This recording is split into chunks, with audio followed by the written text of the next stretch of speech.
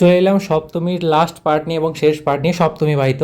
তো এটা হচ্ছে কাঠগোলার ঠাকুর। এই কাঠগোলার প্যান্ডেলটা এমনই করেছে, বাইরে থেকে মানে ছবি তোলার মতো পরিস্থিতি নেই, একদম আলো চেঞ্জ হয়। এই প্যান্ডেলগুলো আমার একদম ভালো লাগে না, কারণ ছবি তোলা যায় না, মণ্ডপের ভেতরেও ছবি তোলা যায় না, বাইরেও ছবি তোলা যায় না লাইটটার জন্য।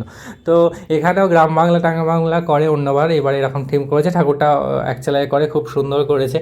এবং আর এরপরে আমি চলে যাব হচ্ছে অংশুর প্রোগ্রামে, কারণ আমি একটুখানি দেখে নিলাম এই মণ্ডপগুলো, কারণ অংশুর প্রোগ্রামে যেতে হবে। অংশু ওখানে ডান্সের আমি যতটা পারবো তোমাদের দেখাবো।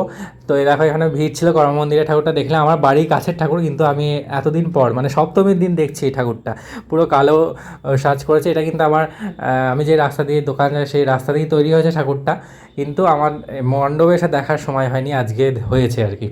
তো সেটাই দেখলাম, ভালো লাগলো, বেশ একটা অসাধারণ লাগলো। তারপরে চলে গেলাম, তারপর আবার ফিরে এলাম বাড়িতে, কারণ আরতি হবে ঠাকুরের, তো তার জন্য দেখছিলাম যে আরতি হয় কি না। তো আরতি স্টার্ট হয়ে গেছিলো, কিন্তু প্রচণ্ড ভিড় ছিল, আর ওখানে পজিশান ঠিকঠাক বুঝতে পারছিলাম না, তার জন্য চলে গেলাম মিলন সংঘ মাঠে, কারণ ওখানে অংশের প্রোগ্রাম ছিল, তো ওখানেই সবাই ছিল।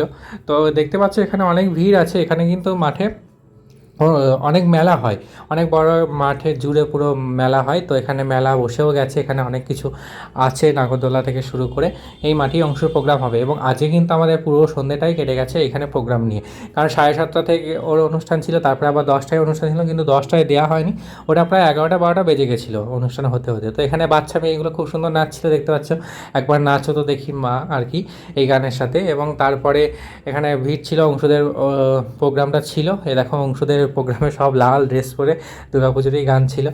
এবং তারপরে নাচটা ছাড়ার পরে অংশু আমার কোলে উঠে বললো, এবং একটা ভিডিও আমি করে নিলাম। তো এই করতে করতে আজকে সারা সন্ধ্যেটা এবং রাত পর্যন্ত কেটে গেছিলো। এবং 12টার পরে আমরা খাবার খোঁজার জন্য এদিক ওদিক ঘুরে বেরিয়েছিলাম, কারণ সমস্ত দোকানেই খাবার শেষ হয়ে গেছিলো।